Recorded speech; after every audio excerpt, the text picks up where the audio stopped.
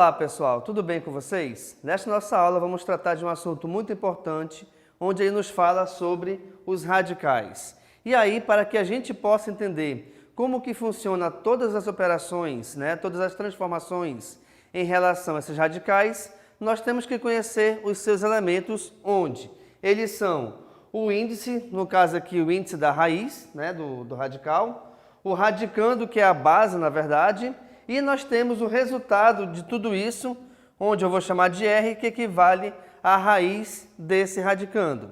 O que é a raiz desse radicando? É o valor que, repetido tantas vezes quantas for o índice, volta ao seu resultado para o radicando, tá bom?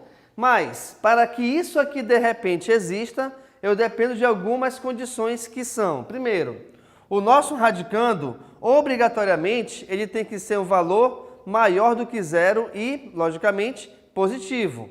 Nós não temos como determinar a raiz de um radicando se ele for, no caso, um valor negativo, tá bom? Agora, vamos supor que o radicando seja igual a zero. Independente do seu índice, o resultado sempre será zero, beleza? Próxima informação, o nosso índice obrigatoriamente tem que pertencer aos números naturais. Só que esse conjunto dos naturais, repare que ele está com asterisco em sua composição. Isso quer dizer que o número zero ele não faz parte desse conjunto.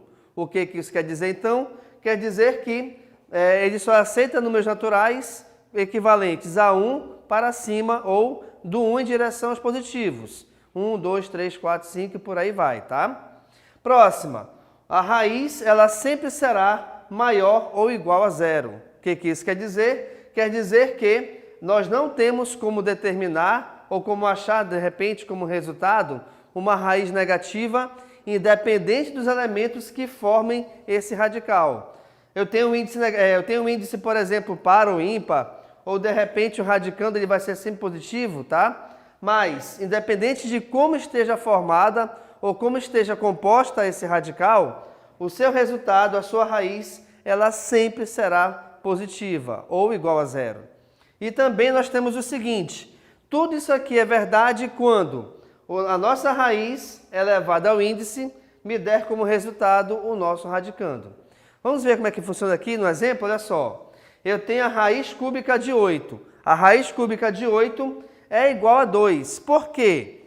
Porque se eu pegar esse 2, no caso aqui, repeti-lo 3 vezes e multiplicar todas elas, esse resultado será igual a 8, que no caso é o nosso radicando, tá? Então vamos lá. Raiz cúbica de 8 é igual a 2, pois 2 elevado ao cubo é igual a 8. E aí, essa informação, ela bate aqui com a condição que nós demos para que o radical exista. Ou seja, a raiz elevada ao índice tem que ser igual ao nosso radicando. Então, R elevado a N é igual a B, de acordo com os elementos que eu coloquei aqui para vocês, tá? No início da nossa aula, perfeito? Então, sempre será dessa maneira. Para que nós possamos achar a raiz de um radicando qualquer, de uma base qualquer, eu tenho que pensar em um número que, repetido tantas vezes quantas forem o seu valor numérico do índice, e multiplicar todas elas, dê como resultado o nosso radicando. De novo aqui, ó. Raiz cúbica de 8 é igual a 2. Por quê? Porque o 2 repetido 3 vezes... Opa, por que 3 vezes? Porque o índice é 3. Então, você sempre tem que pensar em um número que, repetido uma quantidade de vezes igual a índice, e multiplicadas todas elas, o nosso resultado volta para o radicando, que no caso aqui é igual a 8. Beleza? Ok. Nós temos algumas condições também para verificarmos aqui as raízes. Reparem, eu coloquei aqui como exemplo para você raiz quadrada de 36. Quando o índice for igual a 2, não tem necessidade de ser escrito. Ou seja, quando você tiver uma raiz quadrada, embora seja raiz quadrada, saiba que nós temos aqui o índice 2. Só que o índice igual a 2 não tem a necessidade de ser escrito. Quando você não coloca índice, nós já sabemos que se trata de uma raiz quadrada. Outra, não existe radical com índice igual a 1. O que isso quer dizer? esse índice aqui da raiz, ele vai ter um valor mínimo igual a 2. Por quê? Porque se de repente o índice for igual a 1, na verdade ele representa uma raiz quadrada exata. Sendo raiz quadrada, ou na verdade qualquer raiz exata, tá? Sendo uma raiz exata, esse símbolo do radical ele desaparece. Como assim? Repare aqui comigo. A raiz quadrada de 36 equivale à raiz quadrada de 6 vezes 6, tá certo? E 6 vezes 6 é a mesma coisa do que 6 elevado ao quadrado. Pela regra das potências com expoente fracionário, o que acontece?